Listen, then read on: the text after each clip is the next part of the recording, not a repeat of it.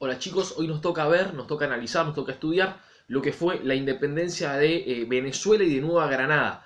Este es un caso muy importante, no específicamente porque sea Venezuela, sino porque tiene muchísimas cosas en común y muchísimas cosas diferentes con las otras independencias que también vamos a analizar más adelante en la cursada. Por eso está bueno analizarla, estudiarla, para ver cómo las condiciones previas o las distintas condiciones, pueden ser condiciones sociales, condiciones geográficas, condiciones económicas, de distintos lados, hacen que los resultados puedan ser diferentes o similares en distintas cuestiones. Esto lo van a terminar de entender bien cuando veamos las otras independencias que vemos más adelante. Ahora vamos a centrarnos en el caso de lo que fue la independencia de Venezuela y de Nueva Granada. Para poder entenderla, lo más sencillo, lo más simple es dividirla en tres etapas. Quédense tranquilos, no son como las tres etapas de la Revolución Francesa que vamos a ver. Quédense tranquilos, las vamos a resumir muchísimo más chiquitito. Antes de la primera etapa, hay que explicar cómo era Venezuela, o la parte de Venezuela, antes de la Revolución, antes del año 1800, para poner un año redondo.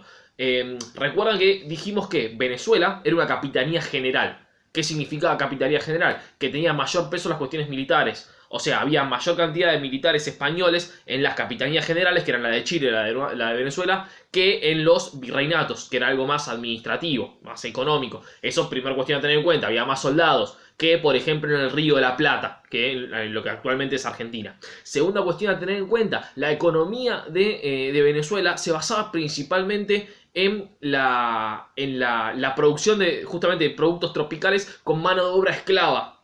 ¿Qué significa? Que en Venezuela había muchos esclavos que venían desde África por el comercio triangular, que lo estudiamos el año pasado. Entonces había una gran cantidad de esclavos de raza negra. Esto va a hacer que sea diferente el proceso en Venezuela, que por ejemplo también en el Río de la Plata, en donde había en menor cantidad. No es que no los había, pero había en menor cantidad.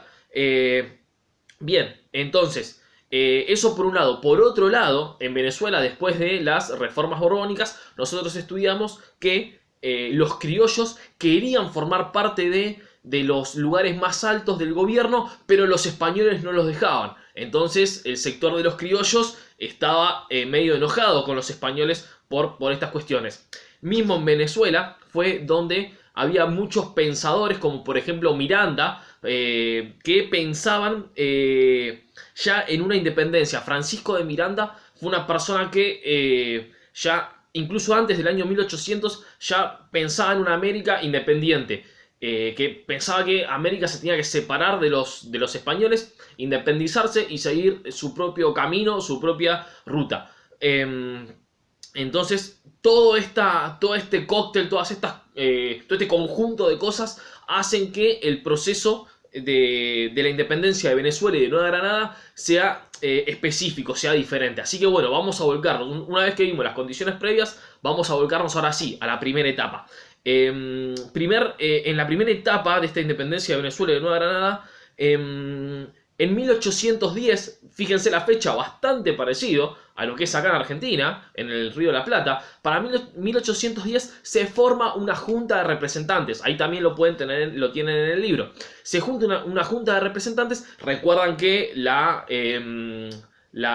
Junta de Sevilla se había quedado disuelta y estaba el Consejo de Regencia. Esto lo explicamos anteriormente. Que el Consejo de Regencia, los americanos planteaban que cada pueblo, cada ciudad, o cada parte de territorio tenía que llamar a sus propios representantes. Entonces, lo que hace la Capitanía de Venezuela es, justamente en Caracas, forma una junta de gobierno. Ahora, esa junta de gobierno, la de 1810, igual que va a pasar acá en Buenos Aires, no buscaba la independencia en el año 1810. Esa junta quería gobernar en nombre del rey Don Fernando VII, que estaba prisionero. Entonces se forma esa junta con representantes criollos. Los criollos querían participar del gobierno, entonces forman esa junta para poder participar del gobierno. Se forma esa junta que era fiel al rey, y mandan representantes a todas las otras provincias para que se junten, para que lleguen todos ahí y formen una constitución.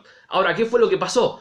que muchas provincias aceptaron, muchas provincias fueron y hubo otras provincias que no. Hubo otras provincias en donde había muchos españoles. Recuerden que hay una gran diferencia entre un español y un criollo. Las provincias donde había muchos criollos sí fueron a esta Junta de Caracas porque obviamente iban a tener más poder. Ahora sí iban a poder ser representantes de su lugar, iban a poder hacer sus leyes, iban a poder tener mayor grado de libertad. Ahora, donde había españoles nacidos en España, esas provincias permanecieron fieles al Consejo de Regencia y no enviaron sus representantes a esta primera Junta de Caracas porque querían que el poder lo sigan teniendo solamente los españoles nacidos en España. No querían darle más poder a los criollos. Entonces, para 1811... llega también, o sea, se une Francisco de Miranda y Simón Bolívar con ideas de independencia. No solamente gobernar en nombre de Fernando VII, sino hacer un país propio, un país aparte y fundar y lograr la independencia. De hecho, proclaman la independencia. Se genera lo que se llamó la Primera República de Venezuela, pero esta República de Venezuela no tenía el apoyo de todas las provincias de Venezuela. Entonces, lo que se creó en esta parte, y esto es lo más importante de entender, lo que se creó es una guerra entre dos bandos. Por un lado tenemos al bando revolucionario o el bando patriota, depende cómo se lo quiera ver, que eran los que estaban a favor de la independencia. Y por otro lado tenemos al bando de los realistas. Los realistas que no querían una independencia y estaban a favor de seguir permaneciendo fieles a España. Esto también es más complejo. ¿Por qué? Porque en el bando de los patriotas, la gran mayoría, o los revolucionarios, la gran mayoría eran criollos, o por lo menos los que encabezaban, los que tenían los lugares más importantes, más destacados, eran los criollos que ahora querían formar parte del gobierno, porque antes no lo dejaban. Por el bando de los realistas tenemos a los que encabezaban el bando de los realistas, principalmente eran españoles nacidos en España, que querían seguir manteniendo sus privilegios y que no haya una revolución, que las cosas se queden como están. ¿Por qué? Porque yo, si se quedan como están, sigo teniendo más beneficio, sigo teniendo más poder. Bien, entonces se forman estos dos bandos. Para el año 1811 hay una guerra entre estos dos bandos y terminan ganando los realistas. Recuerden lo que les dije, en la Capitanía General de Venezuela había muchos soldados españoles. Por eso los realistas tuvieron un mejor ejército, junto con otras cuestiones que no las vamos a analizar tan detalladamente, y lograron vencer al bando de los patriotas. ¿Qué fue lo que pasó? Se derrumbó la Primera República de Venezuela, fracasó, y los... se confundieron los nombres.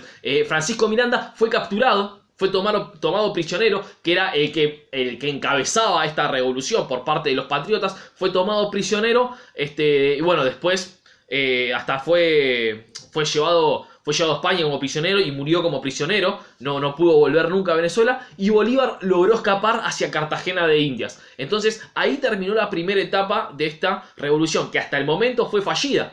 Fíjense, intentaron hacer una independencia, intentaron hacer una república y no pudieron. Eliminaron esta república, este gobierno que se había creado, capturaron a su máximo líder, que era Miranda, y el otro máximo líder, el segundo, por así decirlo, que era Bolívar, se fue al exilio a Cartagena de Indias, que es una pequeña isla o península que queda ahí en el norte de Colombia, y de la actual Colombia, y desde ahí empezó a planificar la segunda etapa de la revolución, que para que no sea tan largo en un solo video, lo vamos a analizar en otro.